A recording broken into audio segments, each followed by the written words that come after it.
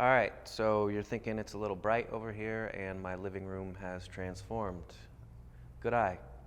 It is bright, it's daytime, and this is not my living room, it's a new showroom in Los Angeles. Today is Wednesday, February 15th. We are shooting day of. We've been too busy to record anything in advance, but I want to be there to tuck you in tonight. And here I am, in fact. I don't want to let you down. I love you too much. But as a result, the format of today's show might be a little bit different. There's going to be some mistakes as usual, maybe a couple jump cuts, something like that. But we're going to do it. And also, I brought in a little help on this one. I took out my phone this morning, as you do, and opened up a browser window, private naturally, and I pulled up ChatGPT and I whispered, "Hey girl, write me a little opening monologue like this."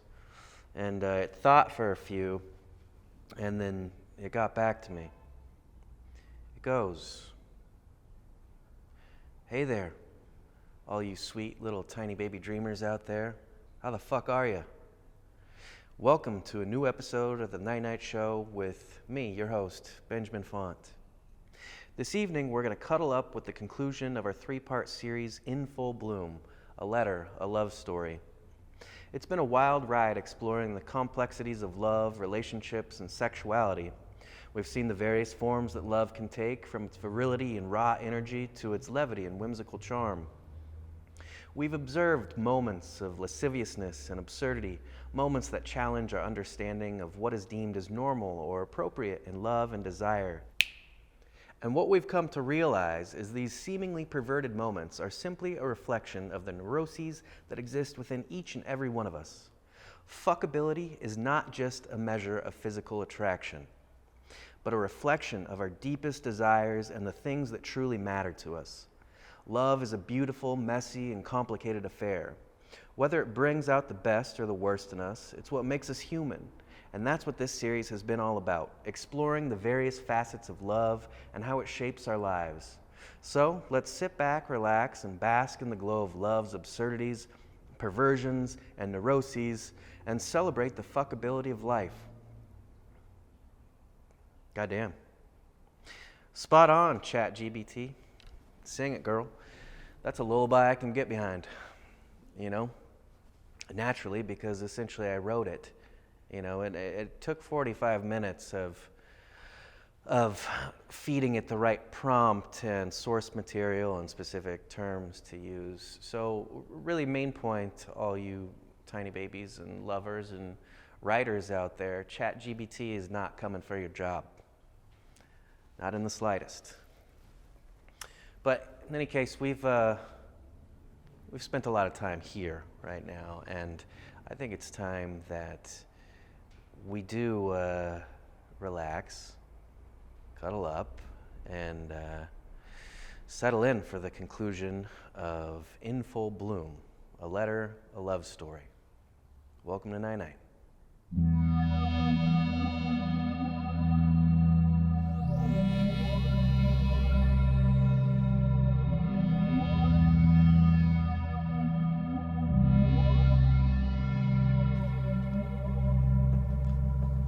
Okay, so it's been a week since we last left off of In Full Bloom, a letter, a love story, and that's actually the same length of time that it's been for our character since he last saw Claire.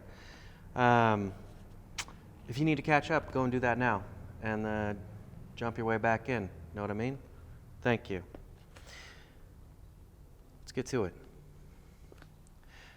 During this time, Claire's image was emblazoned in the soft tissue of my brain, where even ordinary women have the potential of becoming extraordinary.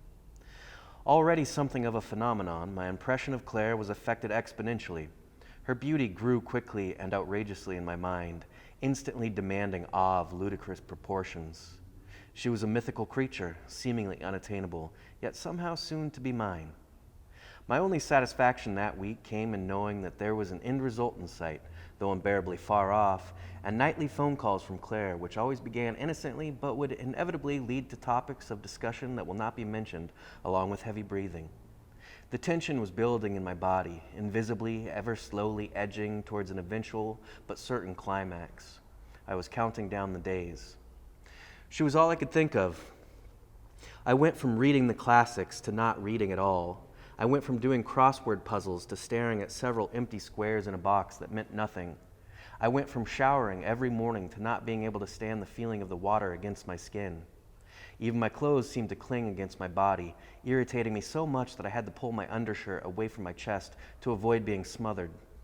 Socks were shunned completely. Certain other undergarments were unthinkable, not wanting my hypersensitive parts to be constricted by fabric and thus irritated as well. In this way, what would usually be called the grace period actually turned out to be the beginning of my free fall from grace. The carrying out of my abstract affair in phone calls and daydreams had obvious psychological repercussions. For every physical torture I experienced, there was an emotional one that was even more devastating. My body was growing increasingly tight and anxious as my mental state suffered both as a side effect and from its initial cause, Claire, becoming altogether overstimulated and exceedingly fragile. I had told my employers that I was going on vacation, and in doing so created an abundance of free time for myself that exacerbated my condition and assisted in my ultimate demise. The only activity I found myself capable of during this period was walking, the exertion providing a small degree of relief from my agony.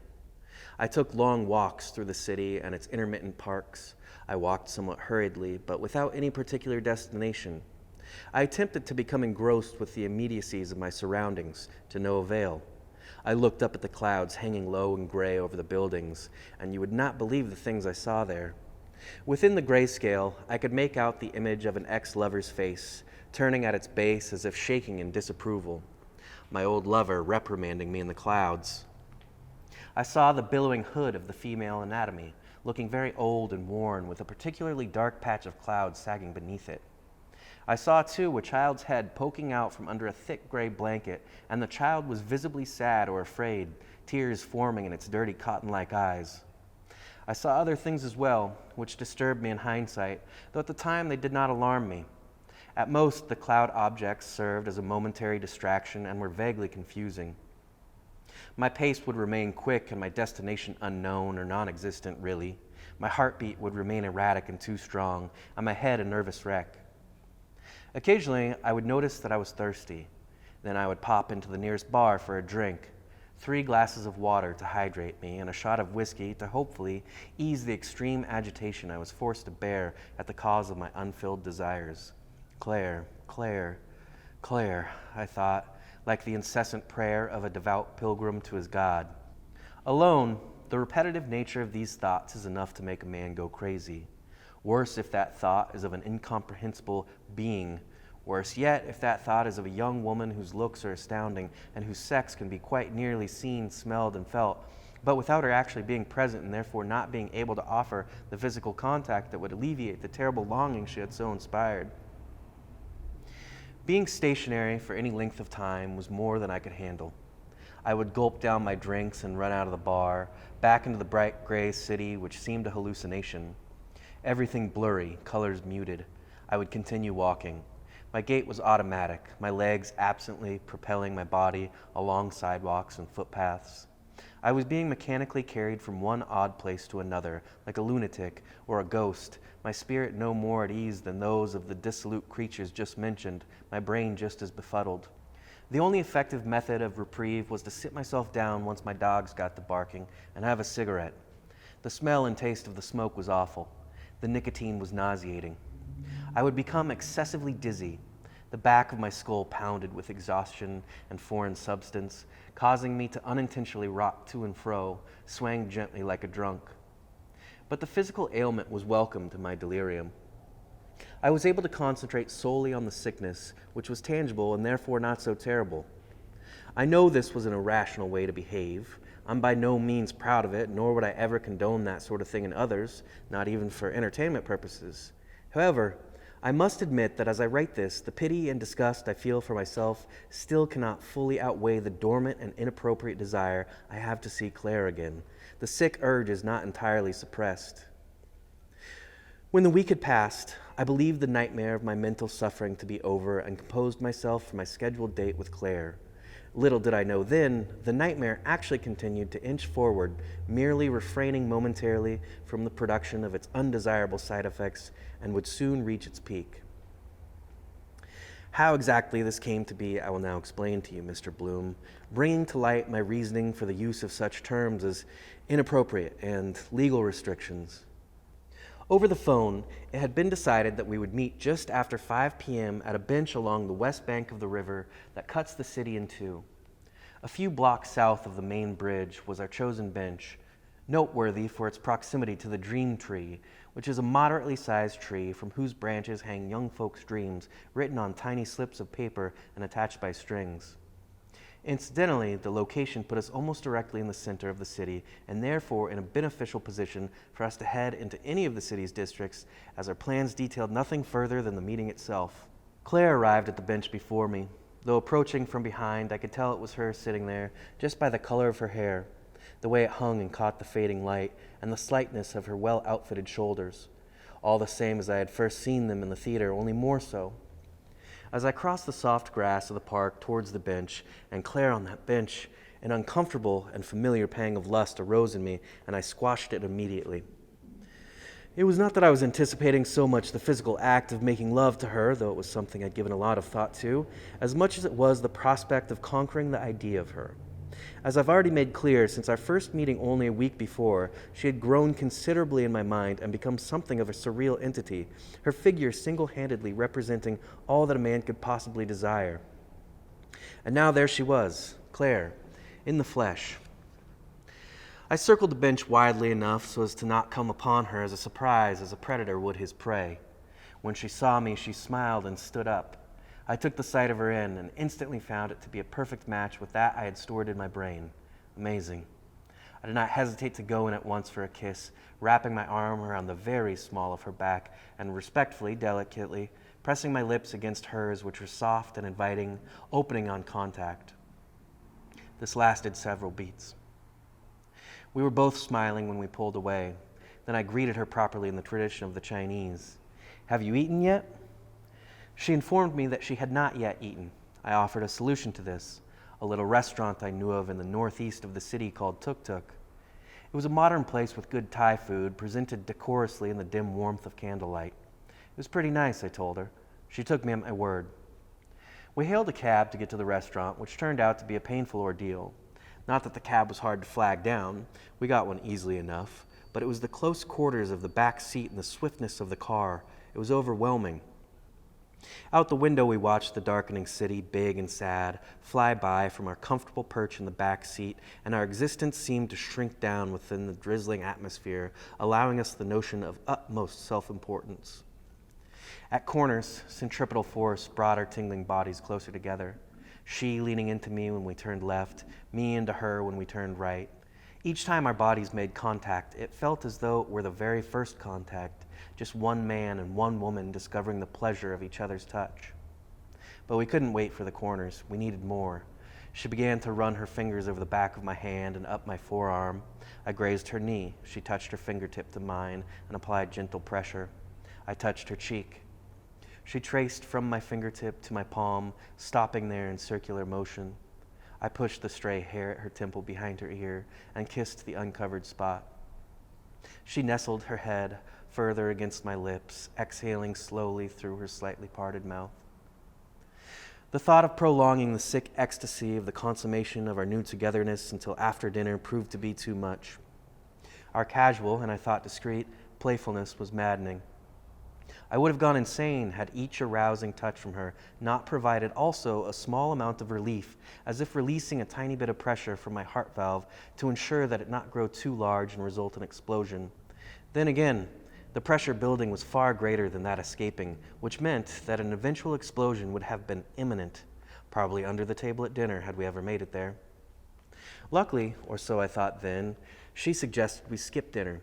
As if she were taking a line she had learned from a movie, she whispered, "Do you want to go back to my place?" At this juncture, it seemed only logical to say yes.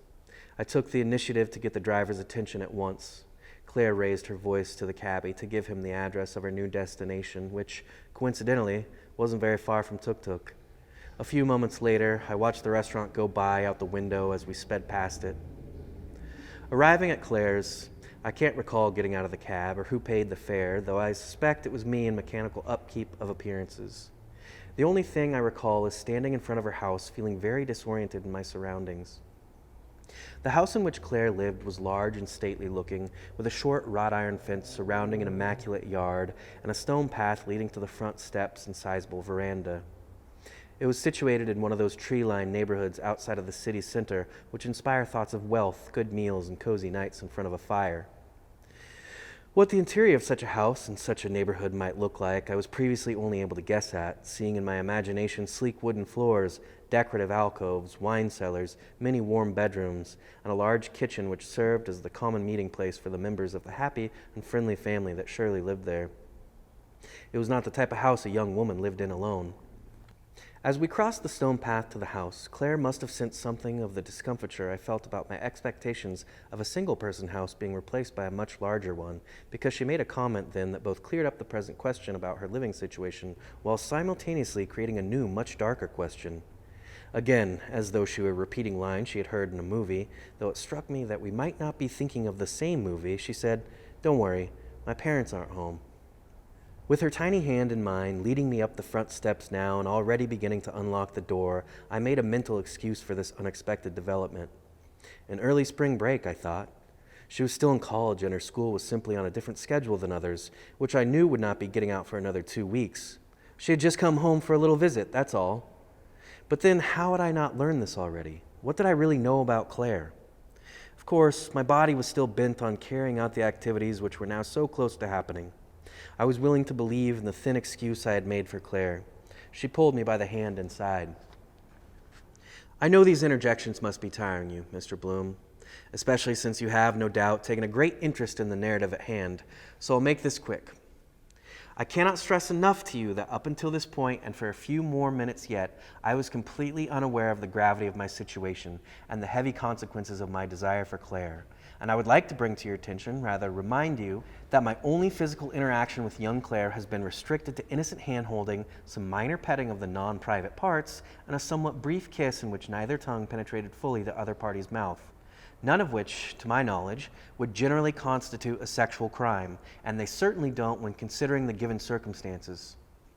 Also, I would like to state that I feel quite fortunate that Claire chose her own home as the location for our escapade, seeing as the place a woman lives is incapable of telling a lie about her, each seemingly trivial detail providing an intimate truth about who she really is.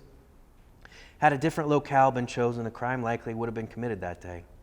Thankfully, what we're dealing with here is not the abstractions of what might have happened in this or that instance, but the indisputable and humiliating facts which comprise the absolute truth of what did happen. Carrying on then. From the entryway, with the door locked behind us, I was led through a hallway where school pictures of Claire were hung, one from each year of her education, which I didn't consciously count at the time, though there must have been 11 in all. At the end of the hallway, there was what I assumed to be a family portrait showing Claire with braces, with her mom and dad.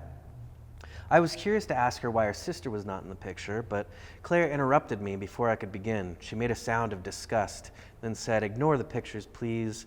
They're so embarrassing." I couldn't ignore the pictures altogether, though I did refrain from posing any question regarding her sister.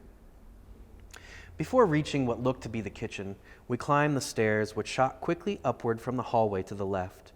The sound of our footsteps were ominous against the hard wood. At the top, there were 4 doors. The first opened into a bathroom, while the other 3 were bedrooms. One of the bedrooms was furnished, but was decorated plainly and far too clean to be lived in. The other bedroom was clearly the master suite, where Claire's parents slept. And the third bedroom, although it was the only one with the door closed, was quite obviously Claire's. A sign on the closed door read, "Claire," in bubble letters, and underneath it was written, "Keep out." Promptly, as we had entered the house, I had begun sweating. By now I could tell the beads were visibly forming around my nose and on my forehead. I felt very sick. Yet just as we were about to enter her room, I still managed to gesture at the door sign and say, "Does that include me too?" "That sign is for everyone but you," Claire replied. "Otherwise my parents think it's okay to rummage through my things when I'm gone." When I'm gone, I foolishly clung to in desperation, as if her brief absences implied one extended absence. College, please, as she once again pulled me by the hand, only this time into her room. She quickly shut the door, the slam seeming overly loud in the large, empty house, just the two of us there, alone. The walls of her room were cluttered with pictures and magazine clippings, which I immediately made it my duty to inspect. Claire took off her sweater, exposing her dainty childlike arms. She tossed it onto the bed and then asked politely, "Can I offer you a drink?" I accepted, taking my eyes off the contents of her wall just in time to see her produce a bottle of vodka from under her bed. She poured us each double, at least, into 2 dirty glasses plucked from her nightstand. She handed one to me, and I thanked her.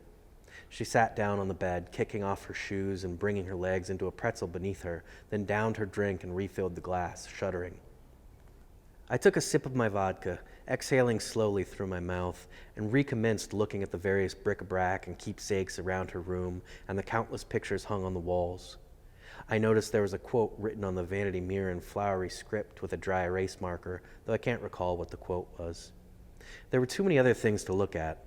The cotton panties conspicuously strewn across the floor, the bra hanging from the top of the mirror, the textbooks with their bedoodled covers which hid the names of subjects I feared one learned before attending college, the pictures of her and her friends, who were invariably younger looking than she, an honor roll slip dated last year in its latter months, and various other things, such as the handwritten notes from her friends, the bottle of vodka hiding under the bed, her movie stub from the week before, which was for a PG-13 movie in Theater 4 rather than the R-rated movie we saw in Theater 3, which all forced me, even in my fragile delirium, which so badly made me want to remain oblivious, to arrive at a single conclusion.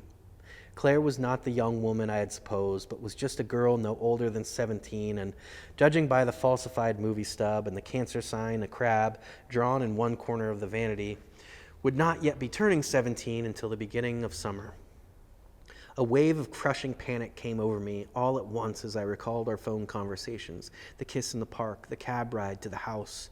Trembling, I finished my vodka and struggled to keep it down as I prepared myself to turn around and make a direct inquiry to Claire on the subject of her age, so that she might either confirm or discredit, in optimistic thought, my newfound suspicions. Before I could do this, I noticed something else on the third wall of her room, right next to the bed, which held my attention for a moment.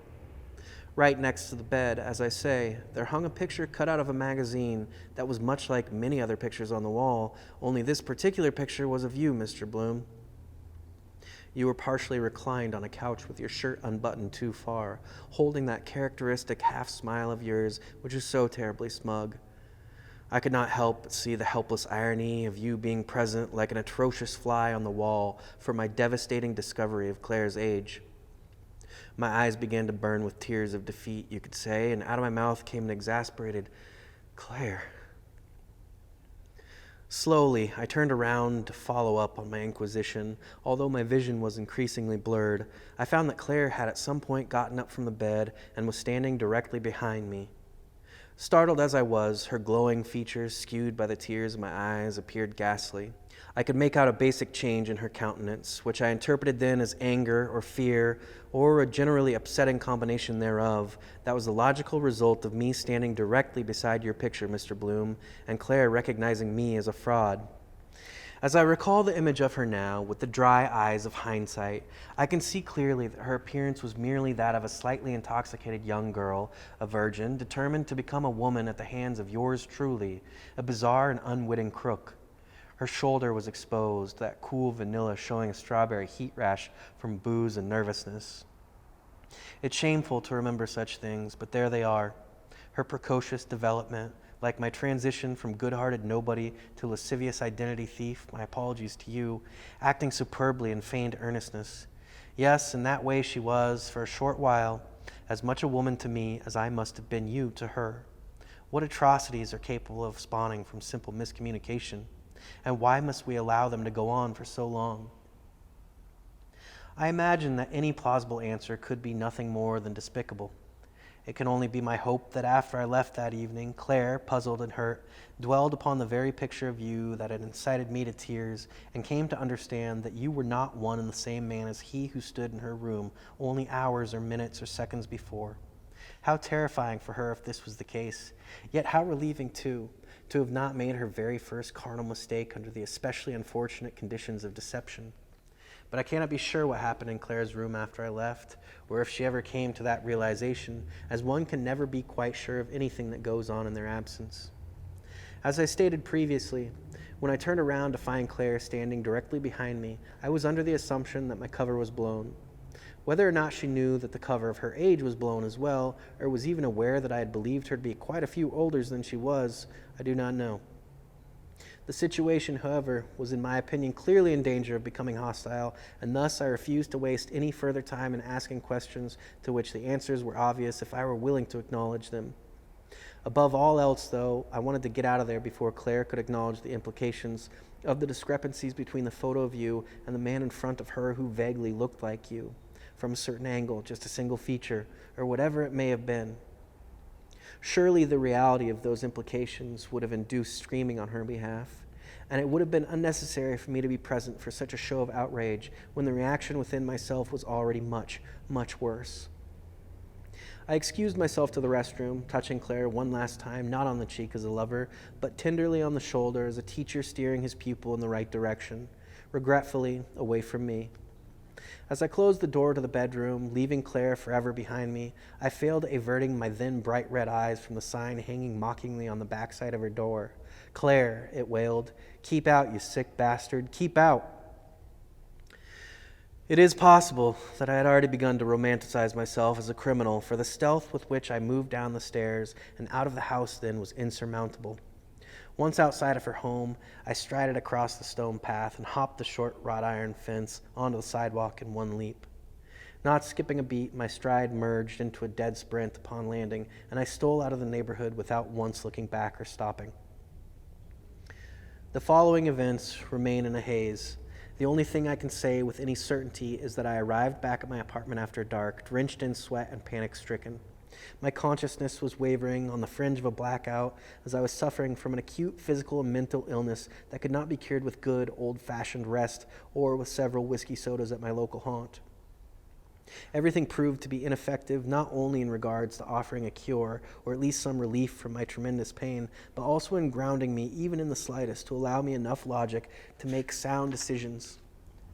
It is likely that my reaction to the circumstances were exacerbated by my ample knowledge of Humbert Humbert's true account of his obsession and subsequent affair with his young Lolita, as edited by renowned writer Vladimir Nabokov. If only this letter found a similar fate, ending up in the talented hands of a man who might be entrusted to manipulate my uncouth behavior into art. I fear that this is a pipe dream, though, Mr. Bloom, and this letter is more likely to find itself in the likes of a virtually unknown writer's hands, as they're really the only type of person willing to take such risks anymore. But aside from this, I don't mean to say that there are any implicit similarities between myself and Humbert Humbert. I, for one, am considerably younger than he was, and Claire, conversely, is considerably older than Lolita in her said prime. I only mean to highlight the single relatable fiber of our otherwise parallel experiences, which is the obsession of a man for a woman, or girl in his case. It was my understanding of the nature of this obsession and how it will often take precedence over any other existing factors, the least daunting of these being the law, which scared me most of all. Consider your morality being disregarded to accommodate your baser desires. It's outrageous. Of course, my reaction was extreme, but not to excess, considering. I flung myself out of my bed where I had returned from the bar, drunk, laying fully clothed and paralyzed until then. As I shot up to my feet, a surge of pain went through my chest. Coronary thrombosis, I heard in my head. Were I to stay any longer, I would undoubtedly fall victim to the phantom crime looming in the recent past and the possible future. It was there, waiting to take me. I was resolved to flee. There was no other option. The next thing I remember is being awoken by the sound of my keys dropping into my landlady's metal mailbox in the lobby of my apartment building, and recalling vague images, as if from a dream, of hauling many of my belongings to the trash and locking the door to my empty apartment. All I had with me was a small suitcase full of clothes and an attaché case containing my more important documents, a notebook which I'm writing in now, some envelopes, a handful of pencils, and a pencil sharpener. In my hand, I held a note that I could see was addressed in my handwriting to my landlady. I didn't bother proofreading what I had written, but at once slipped it under her door and left the building with my sparse luggage, following the considerable momentum behind the decision I'm not sure was ever made. I walked to the train station in the quiet, misty darkness of the early morning. It was not a long walk, and I don't believe I thought of anything in particular. I was acting on impulse. When I arrived, there was only one attendant on duty, an overweight man with gray hair and a great big gray mustache, sitting at the ticket counter. I approached the counter unnoticed like a drunken ghost. On the monitor, I saw that the next train going out would be leaving at 7:15 a.m., which was still about 4 hours away. "Excuse me," I said, startling the station attendant out of his reading, his book snapping shut on the counter to reveal the front cover, which bore a single word, a name as its title, Lolita. I admit that this coincidence is probably of my own invention, but when I saw the book there, I was convinced of its title and gloomy contents, making it to me a reality. You've surely noticed that reality in all its multiforms consistently appears in this letter in quotations because, like Nabokov said in his afterword to Lolita, something I believe was written to avoid indicating places or persons that taste would conceal and compassion spare, by tricking the reader into the realm of fiction, reality is one of the few words which mean nothing without quotes. And so in this reality of mine, the book appeared in plain view, rekindling my terror and crippling my mental processes anew. The bemustached attendant grumbled hello and asked what he could do for me. I told him I needed a ticket on the next train out, requesting my destination as the farthest it will take me. The last stop on the route was somewhere in Canada. He asked for my ID and specified the amount to be paid for the ticket. As I reached into my pocket, I discovered a large, orderly wad of $20 bills, which was further evidence of the illness I was suffering from. A memory was jarred from my walk to the station, which I had thought to be fully coherent, of visiting 3 separate ATMs along the way to clear out all of my accounts, not much in any of them. I counted out the proper amount and slid the bills across the counter. The attendant handed me my ticket in return and gave me a boarding time, then resumed his reading. For the next few hours, I did nothing. I sat very still on a bench outside of the station and watched the sun rise as a brightening refraction of light that filtered through the drizzle and clouds, offered none of those characteristic colors of sunrises, but merely changed from one shade of blue to another, eventually settling into the crisp blue-gray of morning. Though, as the blue hues lightened, a fantastic sight did become illumined. In a tiny park across from the station, there was a single tree whose branches had begun to prematurely bud its pink blossoms for the oncoming spring. It was the only one that had done so thus far, and the light and its solitary nature accentuated its beauty. I will be short and vague concerning the details of the confused journey that ensued, mainly to retain the integrity of this narrative, seeing as the specifics themselves are impertinent to my cause. I boarded the train at the designated time and found my seat, which was next to the window on the second level of coach class. Typically, I would have found my way to the bistro car for a drink, but I knew too well that booze would not give me the comfort I sought. Instead, I stayed in my seat, draping my coat over me as a blanket. I slept intermittently, having terrible dreams during each lapse in consciousness. I would awake petrified, gasping into the rail car and quickly scan the passengers surrounding me, who had usually changed with each sleep interval. People got off at their stops and new ones got on. The dull morning changed into a similar afternoon, though sunshine occasionally broke through the clouds and burst in through the windows unwelcomed. Then the afternoon passed too, changing into dull evening, then quickly into night. With the night came the arrival at the end of the line, Canada. Between dreams, I remember being asked questions about the purpose of my visit, where I was going to stay and for how long, how much money I had, and so forth. The answers I gave must not have been very good, because Border Patrol seemed intensely curious of me. However, my innocent attitude and the word holiday seemed to suffice in the end, and they sent me on my way. Due to the directness of the first part of the journey, I was uneasy. It seemed that simply going from one place to another was not enough.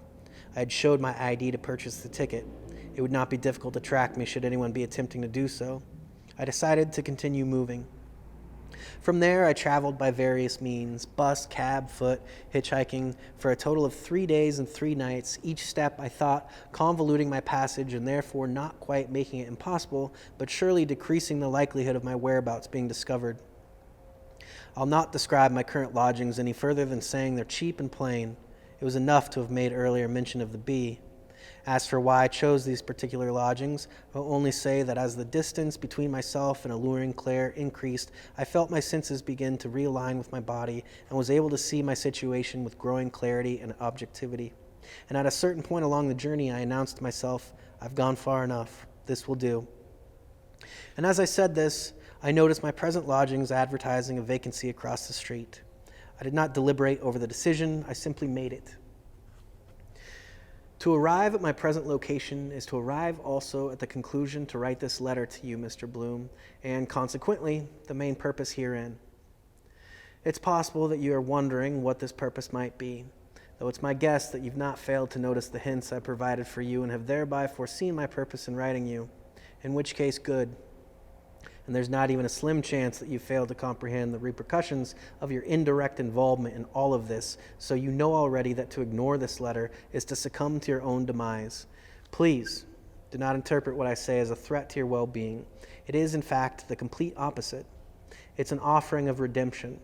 I'm extremely apologetic for having drawn a third party into this affair, but one must ask oneself, in Claire's eyes, who is the third party? Is it you, the man she is presumed to be in love with, or is it me, the man whose name she has no knowledge of? Make no mistake, it is Claire's impression of the situation that constitutes the final say in the matter, and as of now, we can only speculate what her impressions might be, which is to say, Mr. Bloom, that we must take precautionary measures to ensure our emergence from this crisis is a positive one. We hang in a very sensitive balance, remember that. An equilibrium whose stability depends on a love-struck teenage girl. Indeed, it is every bit as dangerous as it sounds. As you can imagine, I have carefully pored over the minute details of our situation. Silly as it may seem to an outsider, I have a sneaking suspicion that you are now beginning to realize the seriousness of these things and the potentially dire position this puts us in. That being said, you should take comfort in knowing we stand as such. No crime has been committed. Moral boundaries have been pushed, actions of a sensual nature have been carried out, and an illegal lust has been sparked, but no crime has actually been committed. Witnesses will attest to having seen you flee Claire's house that afternoon in a dead sprint. This does not have to be evidence which corroborates your guilt. I mean, examine her body in full. And don't you worry, Mr. Bloom, they won't find anything. You're safe. Although I mentioned that our fate rests in the emotional swing of 16-year-old Claire, I will also make mention that I'm confident her obsession and loyalty to me, you, will keep her in quiet wait of her man's return, patiently counting each fraction of passing time, adding it to the summation of her desire, and waiting, just waiting, until she may be embraced by him again. Which means, Mr. Bloom, that our futures revert back into our own care, relying then on our own devices, our tactfulness and delicacy. Furthermore, it means that to retain this position, only one of us may continue to exist in our present forms, because if Claire were to learn of our double existence, we would immediately fall from her favor and relinquish all rights to the making of our own destinies. I have taken all things into consideration, and though I wish it weren't so, this is the only way we may keep control of the situation. One of us must not exist. You must be thinking now of your own personal success and comfort, thinking me mad to say one of us must not exist, and surely thinking it obvious which one of us that is. But slow down. Stay with me. Your cooperation is of utmost importance. I am not suggesting that either of our persons need be removed from the earth. Sure, my initial inclination was to plant a suicidal seed in your brain and try to sway you to kill yourself or, more likely, murder me, but that was an inclination had under the mad spell of panic and shame. The slow afternoons here in my Canadian hideout have done me good, Mr. Bloom. I no longer see the logic in such things. Neither one of us should have to die in the traditional sense, but entertain the prospect of an abstract death, of a rebirth founded not on destruction, but on transfiguration. The soul remaining still in the malleable body, only called by something different. The change of a name does not change the thing, and in sentient beings, even the change of the appearance of the thing does not change the essential thing. Consider it as an option. A quick, painless snip and pull, the tugging of the ears this way, a bit of cartilage in the nose there, bulking it up. Your lips could be fuller too, collagen, and your eyes any color of your choosing, contacts. Truthfully, it sounds quite exciting. like being a permanent and beautiful disguise on a secret agent whose objective is to observe this alien world. And yes, we're all foreign to each other already. Just a minor operation, Mr. Bloom. And life is again yours for the taking. You're aghast at this recommendation, I see. Well, don't be childish. The severity of your predicament does not allow room for you to react absurdly. I would undergo the cosmetic surgery myself if my finances were not so meager. Perhaps if you're unwilling, then you'll give me the money. I would gladly make a few alterations to become a man again. But then you must choose between your money and your looks. So which sin is it? Vanity or greed? Don't answer that, Mr. Bloom. I'm afraid your indiscretions are stacking up. Bear with me. I'm here to help you. You will be okay, but you must take my advice. Lay low for a while, continue to be silent, and contemplate this fact. One of us must not exist. You've now been briefed, Mr. Bloom. In no way does that qualify you to handle the possible futures with the fragility they deserve, but at least you've been warned. You know the score. From here, I regret that I must leave you to act alone. If you do not reply in a timely manner, I will be forced to assume you have chosen to take the position of the rogue, in which case I fear for you. And I can only say that it will be in your best interest then to contact Claire directly. Her address is enclosed.